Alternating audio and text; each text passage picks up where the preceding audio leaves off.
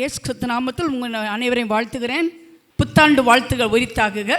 YouTube நேரில் wish you very happy new year. சங்கீதம் 5:12 சொல்லு, கர்த்தாவே நீ நீதிமானை ஆசீர்வதித்து காருண்யம் என்னும் கேடகத்தினால் அவனை சூழ்ந்து கொள்வீர். காருண்யம் என்ன கேடகத்தினால் அவனை சூழ்ந்து கொள்வீர். காருண்யம் என்பவருடைய நம்ம இன்னொரு வார்த்தை தயவு. அவருடைய தயவு எவ்வளோ பெரியது. நீதிமொழிகள் 22:1 நான் வாசிக்கிறேன். திரளான ஐஸ்வர்யத்தை பார்க்கிலும் நற்கீர்த்தியை தெரிந்து கொள்ளப்படுத்த பொன் வெள்ளியை பார்க்கிலும் தயையே நலம். இந்த பொன் வெள்ளியை பார்க்கிலும் கர்த்தர் நமக்கு காட்டுகிற தயவு பெரியது. எத்தனை பேர் அதை விரும்புகிறீங்க? கர்த்தர் காட்டுற தயவு ரொம்ப பெரியது. பொன் வெள்ளியை பார்க்கலும் கர்த்தர் காட்டுகிற தயவு மிக பெரியது. வேதம் முழுவதும் பக்தர்களை பார்த்தா அவங்க எல்லாருமே தயவில் தான் வாழ்ந்திருக்காங்க. அதுக்கான ஆண்டவரை ஸ்தோத்திரிக்கிறேன். ஹல்லேலூயா. வாசித்து பார்க்கலாம். பிரியமான கதை 18 ஆதியாகமம் 18 வேத வசனம் சொல்வதை பாருங்கள்.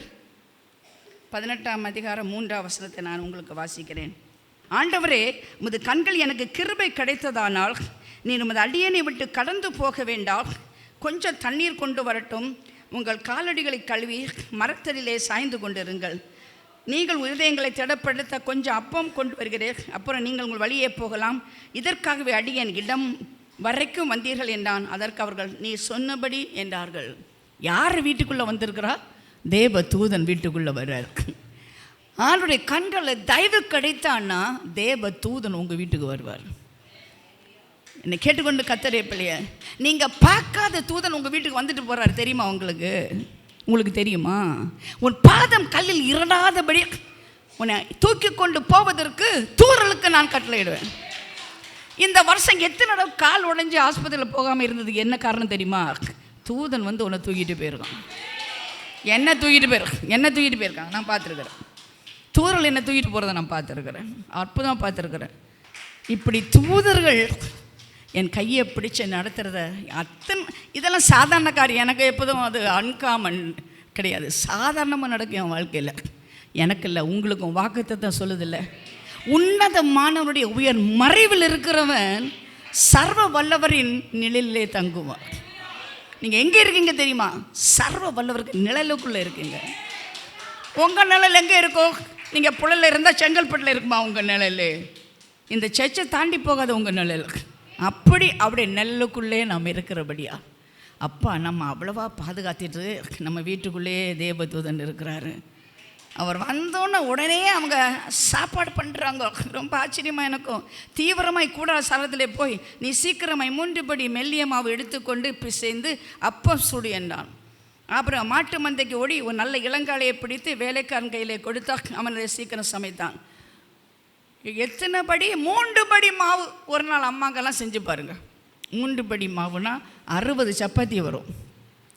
60 சப்பாத்தியை மத்தியான வேளையில் ஒரு பாட்டி சமைச்சிருக்காங்க. அதுவும் ஒரு தயவு தான். ஹல்லேலூயா. ஏன் தூதர்களுக்கெல்லாம் சாப்பாடு கொடுக்குறோம்? சாதாரணமாக கொடுக்கக்கூடாது. 3 பேர் தான் வந்தாங்க. 3 மணி ஆண்டவருக்கு மட்டும் தாராளமாக கொடுக்கணும். இந்த கஞ்சர்களாக மாறக்கூடாது. உன் கையில் 100 ரூபாய் 10 ரூபா காணிக்க போடாத. காணிக்க யாருக்கு போடுறீங்க? கர்த்தருக்கு. பாஸ்டருக்கு இல்லை. பாஸ்டருக்கு தேவை கிடையாது, கர்த்தருக்கு தேவை. இதில் உள்ள பணம் கர்த்தருக்கு போகிறதுனால என்ன போடணும்? நாங்கள் காணிக்கைப்படி பேச மாட்டோம், காணிக்கைப்படி நான் சொல்லலை. ஆனால் ஆபிரகாம் கொடுத்தது நான் சொல்கிறேன். 3 பேருக்கு ஏப்பா 3 முடி பண்ண? 3 பேருக்கு ஏப்பா ஒரு கன்றே நீ அடிக்கிற? கர்த்தருக்கு எவ்வளோ நீ அழுக்கிறியோ அவ்வளோ கர்த்தர் அழைப்பார். நீ நினைக்கிறதுக்கும் கேட்கறதுக்கும் வேண்டிக்கொள்றதுக்கும் மேலாக செய்யணும். ஏழைக்கு கொடுக்குறவன் கடவுளுக்கு கடனாளியாக இருக்கிறான். அவர் கடனாளியாக இருக்க மாட்டார். ஒரு கடனாளியாக இருக்க கருத்தா? ஏன்னா கடனாளி இருக்க அவர் ஏழையா இல்லை. நீ கொடுத்ததுக்கு மேலாக கொடுப்பார். நீ நினைப்பதுக்கும் கேட்பதற்கும் மேலாக கொடுப்பார். ரொம்ப ஆச்சரியமாக இருக்குமா? பெருமைக்காக நான் சொல்லலாமா? நான் சொல்கிறேன். நான் என்ன கொடுக்குறேனோ டபுளாக கொடுக்குறேன். நினையாத இடத்துலேருந்து ஆசீர்வாதம் வரணும். தூதர்கள் வரும் பொழுது அவளை நீ விசாரிக்கணும். கொடுக்குற மனசு உனக்கு இருக்கணும். கொடுக்குறவனுக்கு கர்த்தர் கொடுப்பாரு. நீ கொடுத்தாலும் கொடுக்க மாட்டாரு. அமைக்கி குலுக்கி சரிந்து விழும்படி கொடுப்பாரு. எங்கள் அப்பா கொடுக்குறதுல மன்னன் சரளமாக கொடுப்பாரு. ஆமாம், 5 அப்பம் 2 மீன் 5000 பேர் கொடுப்பாரு. ஆமாம், கச்சாடி தண்ணியை கனி ரசமாக்குவார். உன் தண்ணி ரசமாக மாறும். அது நீங்கள் சொல்ல மிளகு ரசம் இல்லைங்க, அது மிளகு ரசம் இல்லைங்க, கலர்ஃபுல் ரசம் கர்த்தர் உனக்கு கொடுப்பாரு. அல்லேலூயா. அப்போ ஆண்டவர் கொடுத்தோன்னே அவன் எங்கே சாராள் எங்கேன்னு கேட்குறாரு. ஏன்னா ஆபிரகாம் என்ன பண்ணான், வேலைக்காரனை வச்சு அடித்தான். சாராள் அவளே பசஞ்சா 61 சப்பாத்தி பசஞ்சா. எப்படி 6 சப்பாத்தி சுட முடியாது இந்த காலத்து பெண்கள்னால. அவன் 60 சப்பாத்தி பசஞ்சு சுட்டால, அதிகமாக கொடுத்தால.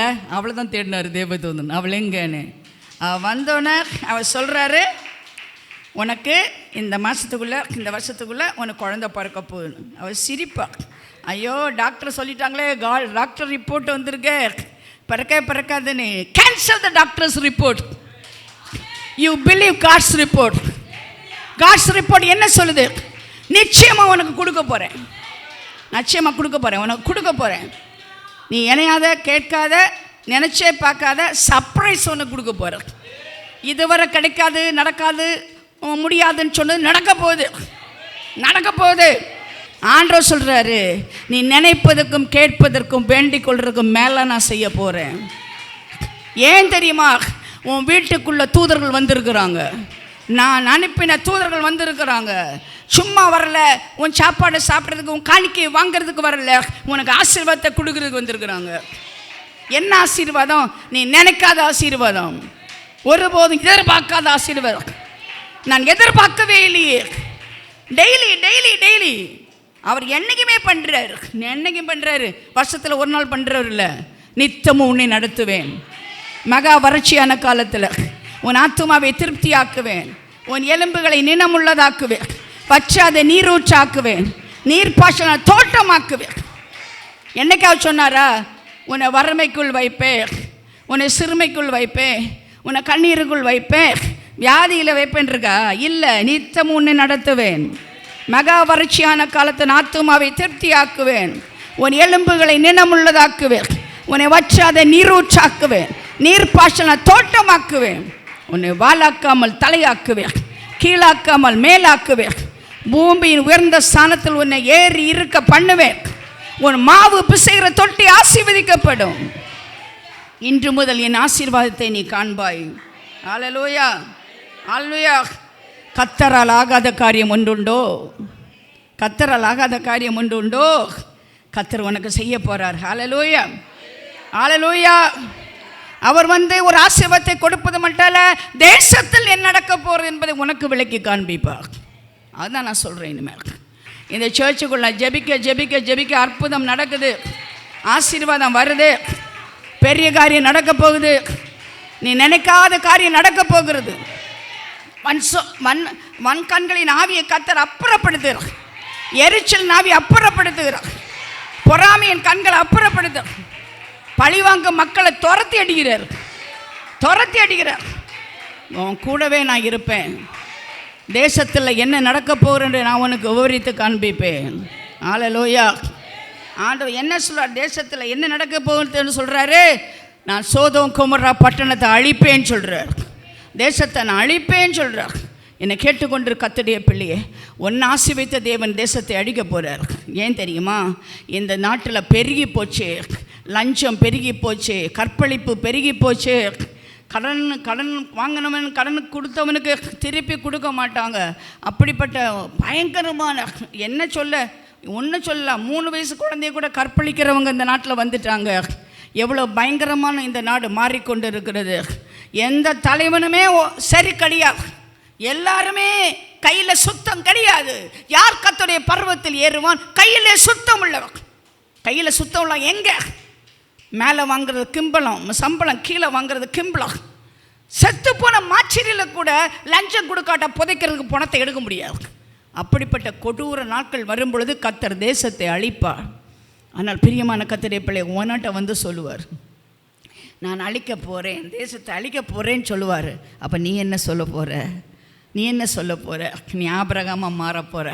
50 நீதிமான் இருந்த அழிப்பார், 40 நீதிமான் இருந்த அழிப்பீர். ஆண்டவரே அப்பா சாம்பல தூசியுமான நான் உம்மிடத்திலே பேச துணிந்தேன் அப்பா, நீங்கள் அழிப்பீங்களாப்பா. இன்னும் பேசுகிறேன் அப்பா, அழிப்பீங்களா? 30 பேர் இருந்தால் அழிப்பீங்களா?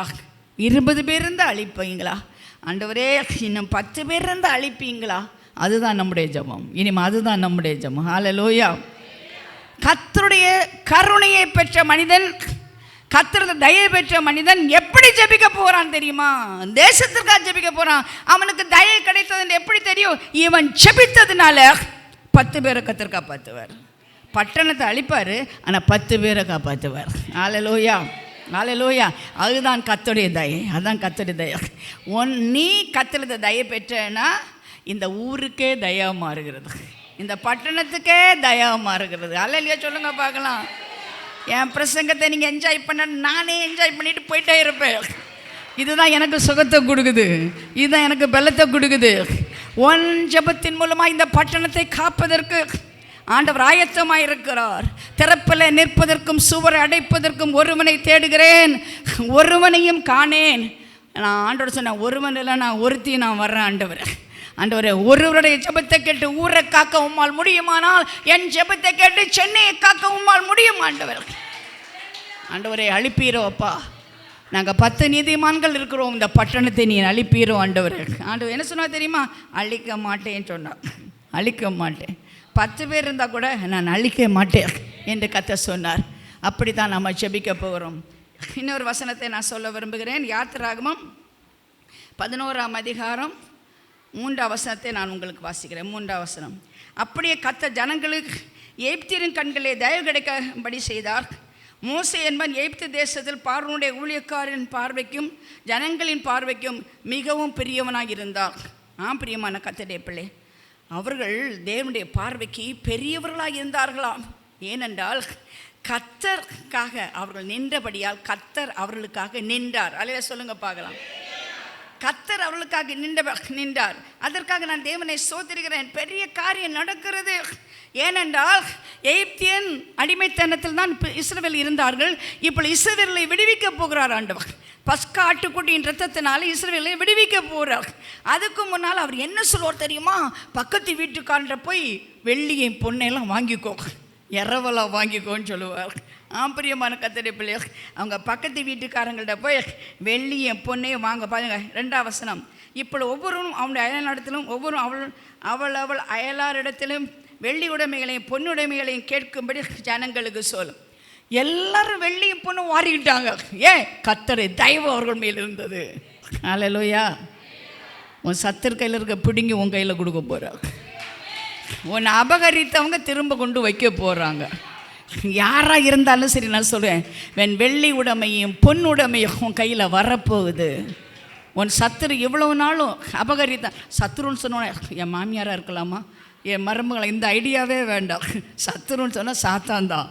அவன் தான் கொல்லவும் அழிக்கவும் திருடவும் வருகிறான். என் தேவன் ஜீவன் கொடுக்கும், அது பரிபூர்ணப்படவும் வந்தார்.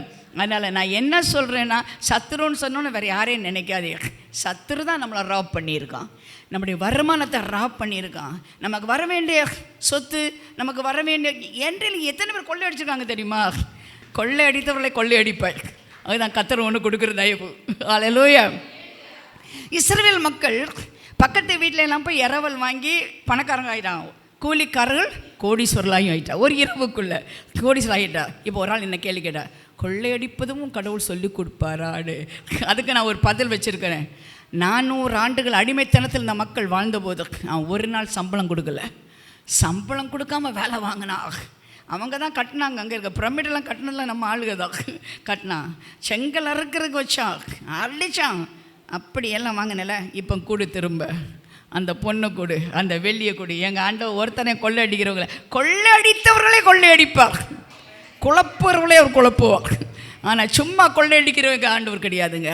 இப்போ என்னாச்சு தெரியுமா? கூலிக்காரங்க கோடீஸ்வரங்க.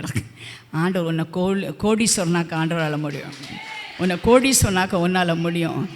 ஒரு இரவுக்குள்ள உன்னை கோடீஸ்வரனாக்க முடியும். கர்த்தரால் முடியும் என்று விசுவாசிகள் நல்லே சொல்லுங்க பார்க்கலாம். எப்படி ஆகும்னு கேட்டால் பதில் இல்லை. ஏன்? அவரால் ஆகும். பலத்தினால் ஆகாது, பராக்கிரமத்தால் ஆகாது, ஆவியால் ஆகும். எப்படி ஆகும் என்ற கேள்விக்கு பதில் ஆவியால் ஆகும். என் தேவனால் செய்ய முடியாத காரியம் ஒன்றுமே கிடையாது. எப்படி ஆகும் இவங்க கேள்வி மட்டும் கேட்காதீங்க. அவரால் ஆகும், ஆகும். நீ கடன் வாங்க மாட்டாய், நீ கடன் கொடுப்பாய். அப்படி தான் கர்த்தர் வைப்பார். வாயினால் சொல்கிறதான் வந்து பழிக்குங்க. எனக்கு அது இல்லை, இது இல்லை. சில ஆள் எப்போதே தான் சொல்லுவாங்க, எனக்கு யாரும் இல்லை, எதுவும் இல்லை. இது பேசவே பேசாதீங்க. யாரும் இல்லைன்னு ஆண்டவர் இருக்கிறார். அவர் இருந்தால் எல்லாம் இருக்குது. அவர் இருந்தால் எல்லாம் இருக்குது. ஏன் தெரியுமா? நீங்கள் பிள்ளை, ஆண்டவருக்கு பிள்ளை, டேடிகார். உங்களுக்கு ஒரு பணக்கார அப்பா இருந்தால் சொல்லுவீங்களா எனக்கு எதுவும் இல்லை, யாரும் இல்லைன்னு சொல்லுவீங்களா? அம்பானி உங்கள் அப்பாவோ என்ன சொல்லுவீங்க? அம்பானி உங்கள் அப்பாவோ என்ன சொல்லுவீங்க? எனக்கு எதுவும் இல்லை. யாருன்னா பைத்தியம்னு சொல்லுவாங்க. அப்போது நீ பைத்தியோடு. அப்போது ஏசப்பா அப்பாவாக இருக்க சமயம் ஒன்றும் இல்லைன்னு சொன்ன, நீ பைத்தியம், நீ ஒரு பைத்தியம் இல்லைன்னு சொன்னேன்னா சொல்லு, எனக்கு ஒரு பெரிய அப்பா இருக்கிறார், எனக்கு ஒரு பெரிய இருக்கிறாரு. வெள்ளியும் பொண்ணும் அவருடையது, அவருக்கு சொந்தமெல்லாம் எனக்கு சொந்தம். ஏனென்றால் நான் உடன் சுதந்திரராக இருக்கிறேன். அந்த கெட்டகுமாரன் திரும்பி வந்தவன் அப்பா என்ன சொன்னார்? வேலைக்காரனை எடுத்துக்கிட்டாரா, பிள்ளையை எடுத்துக்கிட்டாரா? பிள்ளையை எடுத்தார், செருப்பு போட்டார், மோதிரம் போட்டார், வசனம். ஏய் உனக்கு இதுன்னாரு, கெட்டு போனவனுக்கு எல்லாம் சொத்து சொந்தம்னா நல்லவனுக்கு சொத்து சொந்தமா இல்லையா? நீ ஒரு நல்ல பிள்ளையா இல்லையா? நீ நல்ல பிள்ளை தானே. அப்போ அப்பாக்குள்ளதெல்லாம் உனக்கு சொந்தம். தலையை நிமிர்ந்து நட, தலையை நிமிர்ந்து நட. கர்த்தர் உன்னை ஐஸ்வர்யனாக்கியிருக்கா. உன்னை ராயல் பிரீஸ்ட்ஹுட், நீ ராயல் பிரீஸ்ட்ஹுட், நீ ராஜரிக ஆசாரியம், நீ ஒரு ராஜா. ராஜாவுக்கு பிள்ளை யாருங்க? ராஜாவுக்கு பிள்ளை யாரு? கூலிக்காரனா? ராஜாவுக்கு பிள்ளை ராஜா தான். Hallelujah. Walk like a king, talk like a king, lift your head like a king. ஒரு ராஜா மாதிரி தலையை தூக்கு பார்க்கலாம். இந்த ஊருக்கு நான் தான் சொந்தம்னு சொல்லுங்க பார்க்கலாம். எங்கள் அப்பாவுக்கு சொந்தம்னு எனக்கு சொந்தம். நான் ஒரு நாள் ஏழைன்னு சொல்லிட்டு தெரியவே மாட்டேன். இல்லை, எனக்கு எல்லாமே சொந்தம். சொந்தம்னு சொல்லிட்டா எல்லாமே கிடைக்கும். ஹல்லேலூயா, ஹல்லேலூயா. எங்கள் அப்பா எனக்கு சொந்தம் சொன்னீங்கன்னா எல்லாமே கிடைக்கும். யாருக்கு அவர் அப்பா? அவரை ஏற்றுக்கொண்டவர்கள் எத்தனை பேர்களோ அத்தனை பேர்களும் அவருடைய பிள்ளைகளாகும்படி அதிகாரம் கொடுத்துருக்கார். நீ இதயத்தை திறந்து அப்பான்னு சொல்லிட்டீங்க, எல்லாம் உங்களுக்கு சொந்தம். அப்படி தான் நம்ம நடக்க முடியும். பலவீனன் பலவான் என்று சொல்வானாக, தரித்திரன் ஐஸ்வர்யவான் என்று சொல்வானாக. பிரியமான கர்த்தருடைய பிள்ளைகள், ஆண்டவர் வந்து வெள்ளியும் பொண்ணும் கொடுத்தாரு. அந்த செங்கடலை கடந்து போச்ச சமயத்தில் வண்டியாக போச்சு. இல்லை என்னங்க, டிவி போச்சுதா, ஃப்ரிட்ஜு போச்சுதா? செங்கடலில் வண்டியாக போச்சுல, என்ன டிவி ஃப்ரிட்ஜா? எல்லாமே தங்குங்க. அந்த தங்கத்தை வச்சு தான் சாலமோன் ஆலயத்தையே கட்டுனாங்க. என்னை கேட்டுக்கொண்டு கர்த்தருடைய பிள்ளைய, நான் என்ன சொல்கிறேன் தெரியுமா? வெள்ளியும் பொண்ணும் உன் காலின் கீழே. நீ பரலோகம் போகும் பொழுது தங்கமான வீதியில் தான் நடந்து போக போகிற, தங்கமான சிங்காசனம் தான் உட்கார போகிற. அதனால் தங்கத்துக்கு கூட நாங்கள் மதிப்பு கிடையாது. தங்கத்தை விட விலையேறப்பட்ட அப்பா தான் நமக்கு மதிப்பு. இயேசு இருந்தால் எல்லாம் இருக்கிறது, இயேசு இருந்தால் எல்லாம் இருக்கிறது. ஆண்டவர் என்னோடு கூட இருந்தா நான் எங்கன்னா போவேங்க, எதுன்னா செய்வேங்க. என் ஆண்டவர் என் கூட இருக்கிறாரு. இன்னொரு வசனம், 1 சாமுவேல் 16ஆம் அதிகாரம் 2வது வசனத்தை நான் வாசிக்கிறேன். அதற்கு சாமுவேல், நான் எப்படி போவேன்? சவுல் இதை கேள்விப்பட்டால் என்னை கொண்டு போடுவான் என்றார்.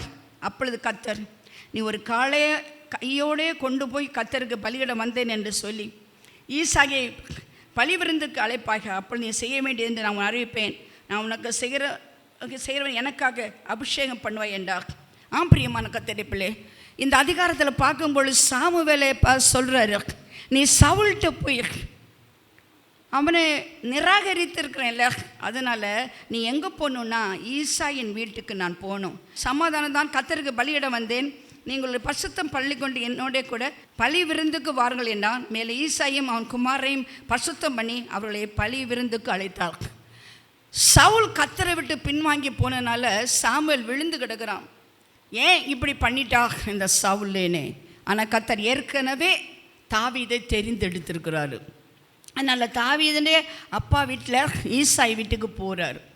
அந்த ஈசாய் வீட்டில் நிறைய மகன் இருக்காங்க, 8 பேர் இருக்காங்க. முதல் மகனை கொண்டு நிறுத்துறாரு அவங்க அப்பா. அப்போ ஆண்டவர் சொல்கிறாரு, இவனுடைய சரீர வளர்ச்சியை பார்க்க வேண்டாம், நான் புறக்கணித்தேன். மனுஷன் பார்க்கிறபடி நான் பாரேன், மனுஷன் முகத்தை பார்ப்பான், கர்த்தரோ இதயத்தை பார்க்கிறார் அப்படின்னு அடுத்த மகனை கொண்டு காட்டினார். அடுத்த மகனுக்கான சம்மா ஈசாய் குமாரில் 7 பேரையும் காட்டுறார்.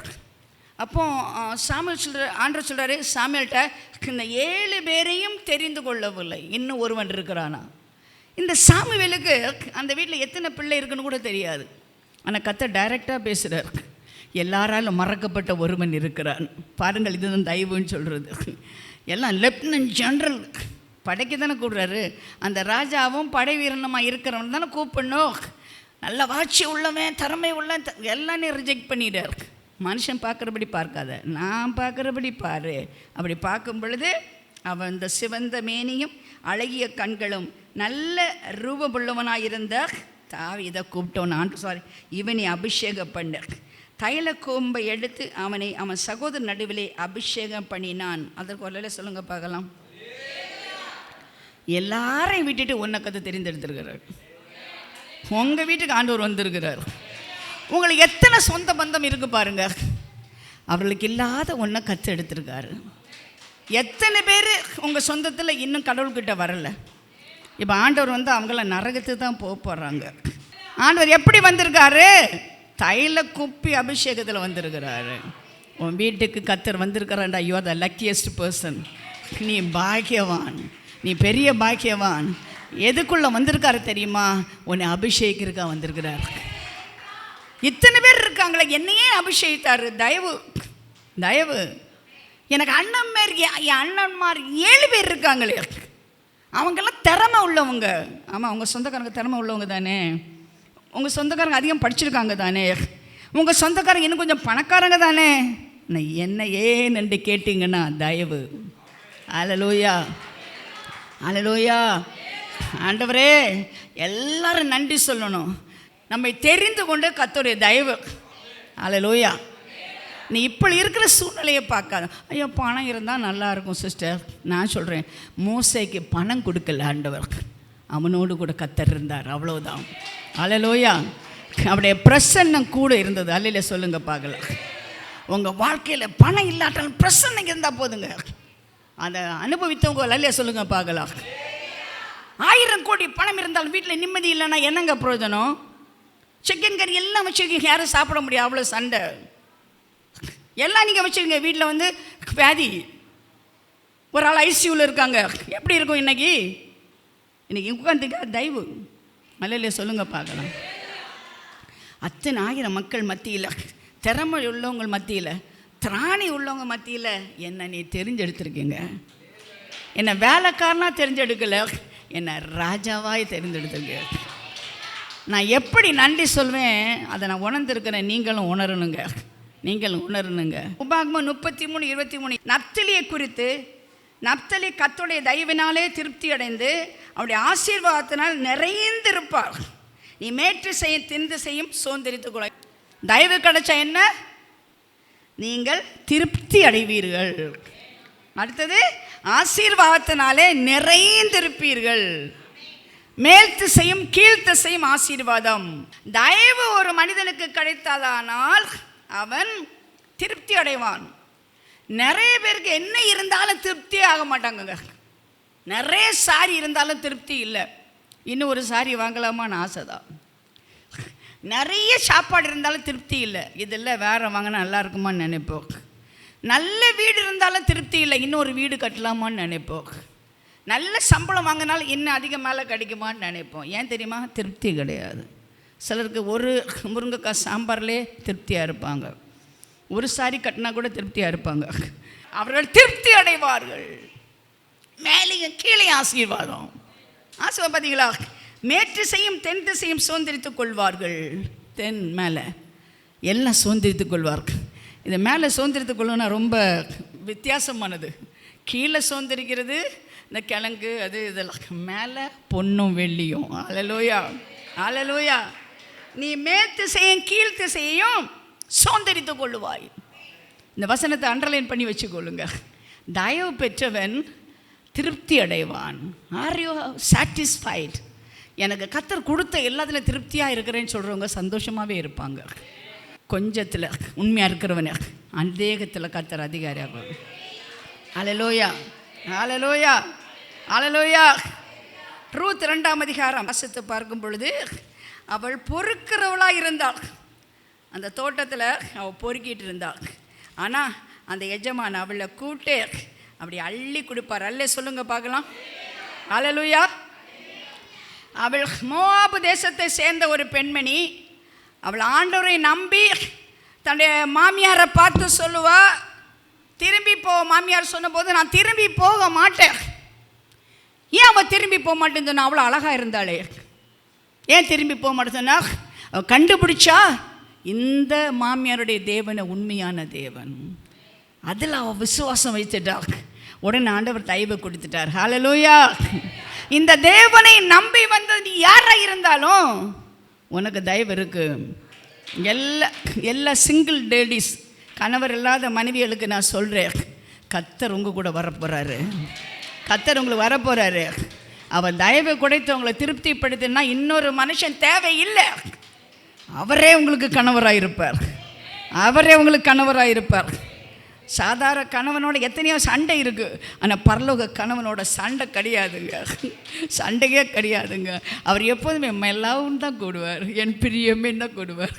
என் பிரியமே, என் ரூபவதியே, உன்னிடத்திலே பழுதொன்றும் இல்லை.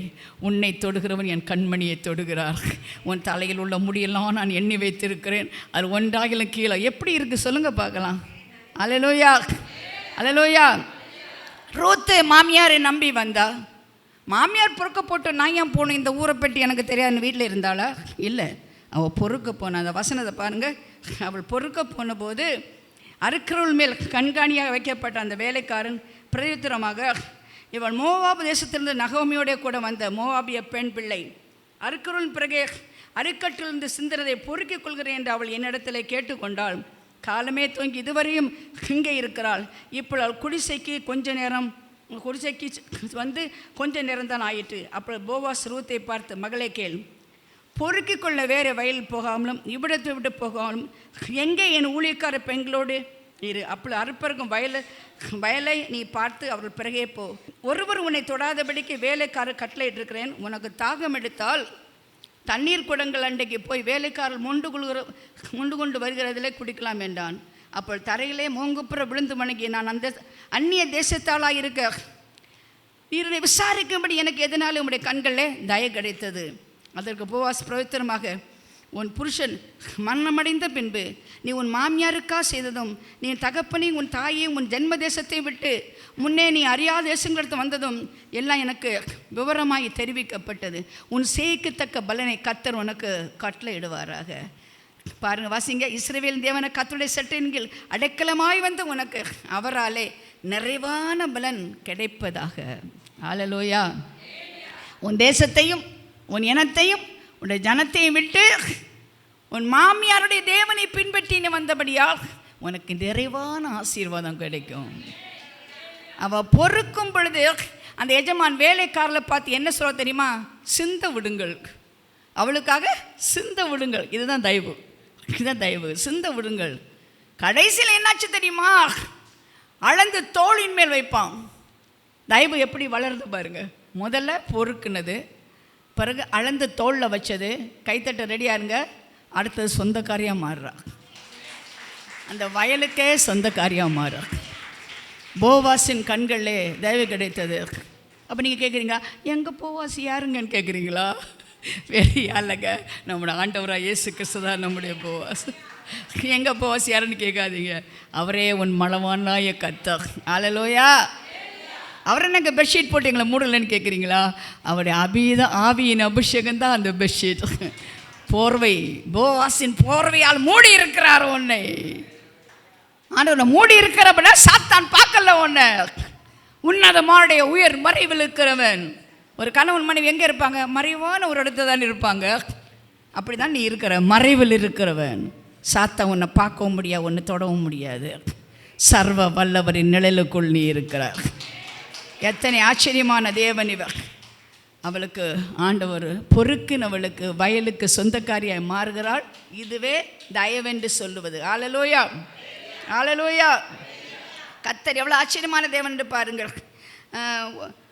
1 சாமுவேல் 27 அதிகாரம் 5வது வசனம். 1 சாமுவேல் 27 அதிகாரம் 5வது வசனத்தை நான் உங்களுக்கு வாசிக்கிறேன். பின்பு தாவீது, நான் எந்த நாளிலாயிலும் ஒரு நாள் சவுலின் கையினாலே மடிந்து போவேன்.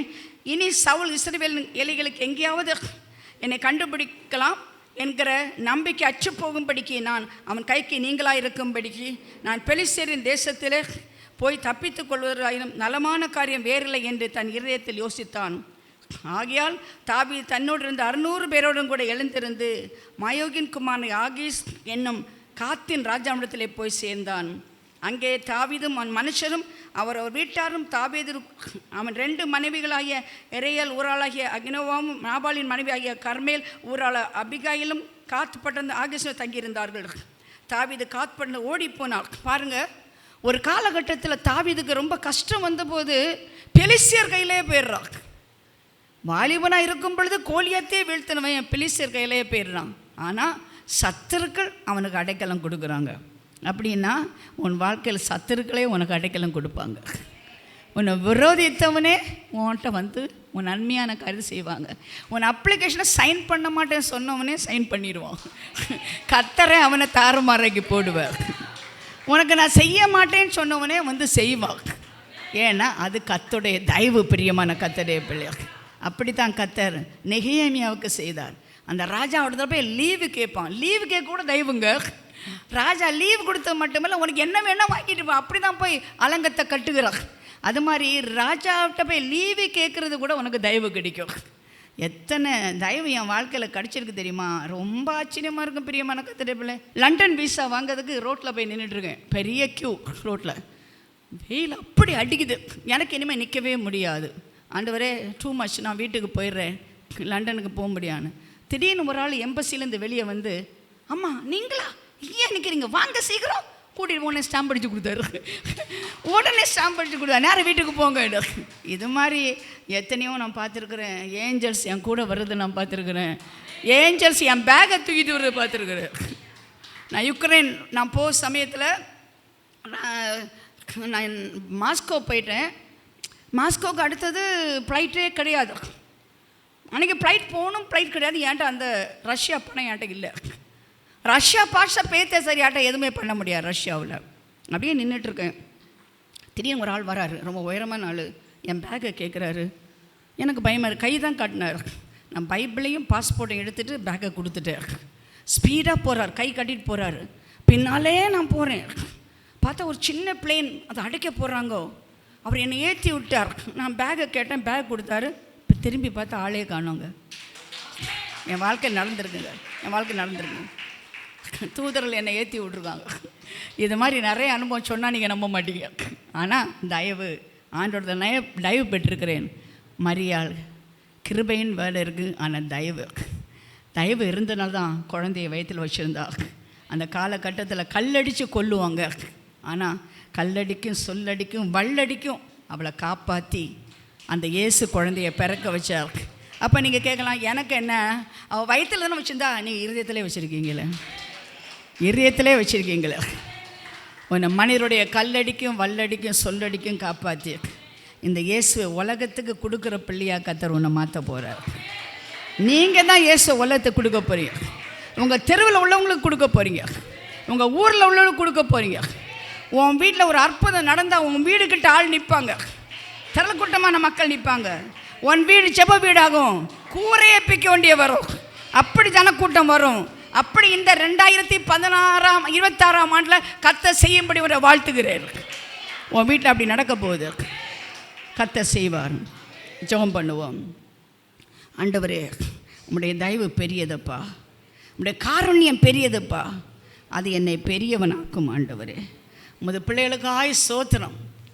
உன் பிள்ளைகளுக்கு நீ பேசினீர், என்னால் பேச முடியாது. நீர் பேசினீர்.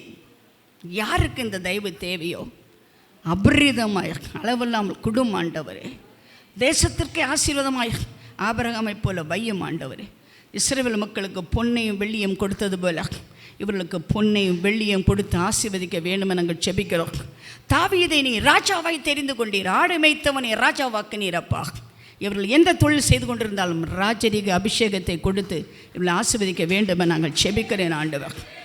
ஆண்டவரே, திருப்தியாக்கி மேல் திசையிலும் ஆண்டவர் கீழ் திசையிலும் ஆசீர்வாதத்தை தாரும்.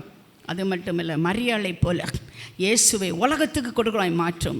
ஆசீர்வதியும். இயேசுவின் நாமத்தில் கெஞ்சி மன்றாடுகிறேன் பரமபிதாவே.